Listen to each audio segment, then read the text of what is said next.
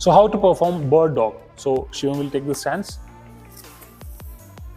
So just observe this stance. So his palm should be directly below his shoulders. So it's in the same line, and his knee should be directly below his hip.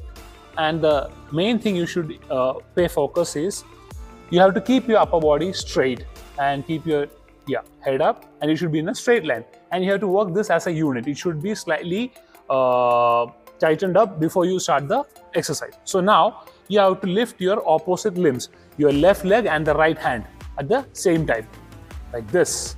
You extend as much as possible. Same goes for the hand. You extend as much as possible towards the back.